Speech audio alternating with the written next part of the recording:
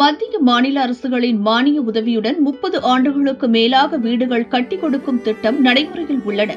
கடந்த காலங்களில் கட்டிய வீடுகள் பழுதான நிலையில் உள்ளன. தமிழகத்தில் 2001ஆம் ஆண்டுக்கு முன்பாக பல்வேறு அரசு திட்டங்களின் கீழ் ஏறத்தாழ 2.50 லட்சம் வீடுகள் கட்டப்பட்டன.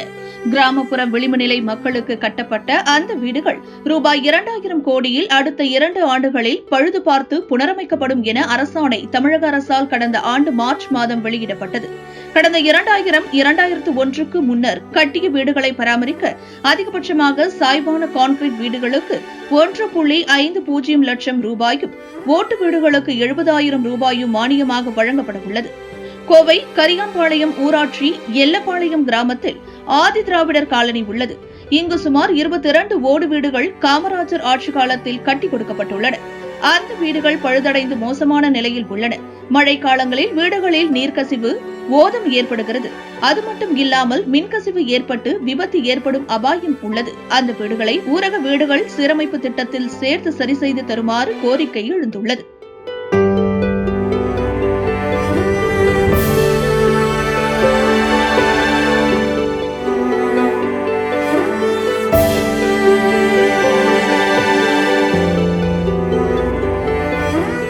இந்த கரியாம்பாளையம் ஊராட்சி எல்லப்பாளைய ஏடி காலனியில் பார்த்திங்கன்னா 22 வீட்டுக்கு மேலே வசித்து வருகிறாங்க.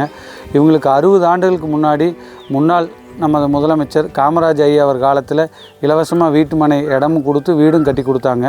அதுக்கப்புறம் பார்த்திங்கன்னா இது வரைக்கும் அவங்களான சின்ன ரிப்பேர் ஒர்க் அவங்கவுங்க எல்லாருமே பார்த்திங்கன்னா கூலி வேலைக்கு போயிட்டு அவங்க அன்றாட விவசாய கூலி வேலைகளுக்கு போயிட்டு தான் அவங்களுடைய வாழ்வாதாரத்தை கொண்டு போயிட்டுருக்குறாங்க. அப்படி இருக்கிற சூழ்நிலையில் அவங்களுக்கு உண்டான இதில் ரிப்பேர் ஒர்க் செஞ்சிட்ருக்குறாங்க. பார்த்திங்கன்னா கவர்மெண்ட்டில் RRH ரிப்பேர் ரூரல் ஹவுஸ்ன்னு சொல்லி போட்டு ஒரு ஸ்கீம் வந்து நமது மாநில அரசாங்கத்தை நிதி ஒதுக்கப்பட்டு அந்தந்த வட்டார வளர்ச்சி அலுவலகத்துக்கு கீழே அந்தந்த கிராமத்தில் இருக்கிற ஒவ்வொரு வீட்டுகளுக்கும் பழைய ஓடு இருக்கிற வீட்டுகளுக்கு செவுறு நல்லா இருந்துச்சுன்னா அந்த ஓடு தப்பைகளெல்லாம் பிரித்து மேயறதுக்கான ஒரு 70,000 80,000 நிதி ஒதுக்கப்பட்டு வருகிறது. அதில் வந்து ஒரு 12 to 14 வீட்டுக்கு நம்ம வந்து இந்த எல்லப்பாளையம் கரியாம்பாளையம் ஊராட்சியில் வந்து பார்த்துட்டு அதுக்கான ஆலோசனைகளை எடுத்துகிட்டு ஊராட்சி வட்டார வளர்ச்சி அலுவலரால் வந்து ஒரு 15 நாட்களுக்கு முன்னாடி வந்து உங்களுக்கான AS வழங்கப்பட்டதுன்னு சொல்லியிருக்கிறாங்க. மறுபடி பார்த்தீங்கன்னா உங்களுக்கு வந்து சமதள காங்கிரீட் வீட்டுக்கு தான் ஃபண்டு வரும், இது ஓட்டு வீட்டுக்கு ஃபண்டு இல்லைன்னு சொல்லிட்டாங்க. இந்த வீடு பூரா போய் கிடக்குதுங்க. எங்களுக்கு கட்ட முடியாமல் தான் கவர்மெண்ட்டில் நாங்கள் மனு கொடுக்குறோங்க. அப்போ வந்து பார்த்துட்டு வீடு நல்லா இருக்குதுன்னு சொல்லிட்டு போனாங்கன்னா அப்புறம் நாங்கள் எதுக்கு அவங்களுக்கு மனு கொடுக்கணுங்க? முன்னாடி ஒரு 2 சிமெண்ட் சீட்டு ஒரு மலைக்கு மாதிரி குழந்தைகள் வச்சுட்டு நாங்கள் என்ன செய்யறது? போட்டு கொடுத்தா நல்லா இருக்குது முன்னாடின்னு போகிறாங்க. ரெடி பண்ணுறதுக்கு வசதி வேணுமில்லங்க, ரெடி பண்ணுறதுக்கு நாங்கள் போகிறது கூலி வேலைக்குங்க. நாங்கள் சாப்பிட்றதே பெரிய விஷயம். நாங்கள் வீடு சரி பண்ணுறதுக்கு நாங்கள் எங்கே போகிறதுங்க? பஞ்சாயத்து கிழக்கரமாவில் போய் பார்த்தோம். வீடு சேன்சல் ஆயிடுச்சு, மெட்ராஸில் இருந்து 12 வீடுக்கு சேன்சல் ஆகிருக்கு, வந்துரு அப்படிங்கிற மாதிரி சொன்னாங்க. எப்போ சேன்சலான்னு கேட்டதுக்கு ஒரு வாரம் கழித்து எல்லாமே வந்துரு, உங்களுக்கு என்னென்னா நீங்களே எடுத்து செஞ்சுக்காங்க, கான்ட்ராக்ட் ஆள் வேண்டாங்கிற மாதிரி அந்த அம்மா சொல்லிச்சுங்க.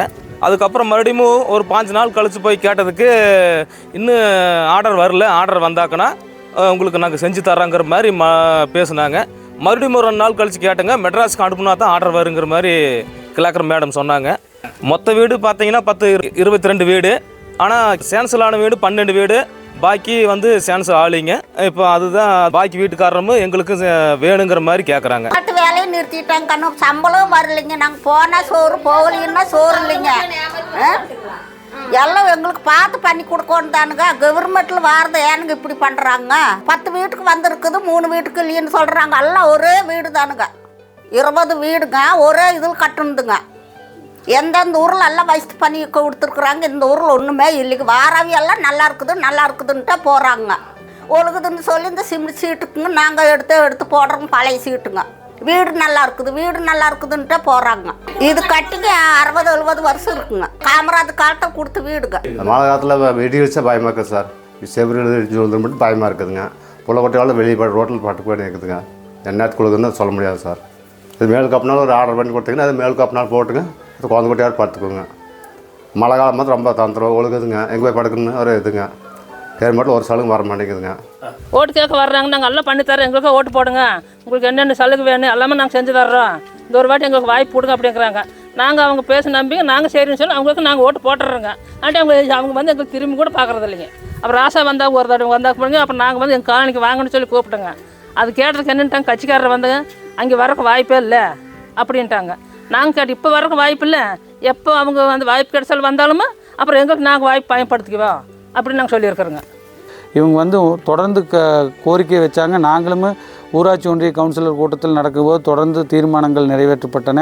தொடர்ந்து எங்களது குரல்கள் ஊராட்சி மன்ற ஒன்றிய அலுவலகத்தில் பதிவு செய்யப்பட்டது. அதற்கான அடிப்படையில் வந்து கலாய்வு செய்து போட்டு நீங்கள் அதிகாரிகள் மாவட்ட நிர்வாகத்திற்கு மாவட்ட ஆட்சியர் அவர்கள் இவங்களை வந்து ஒரு கண்டிப்பாக இந்த ஒரு நெருடுதலான சூழ்நிலை கண்டிப்பாக மாவட்ட ஆட்சித்தலைவர் வந்து பார்க்கணும்.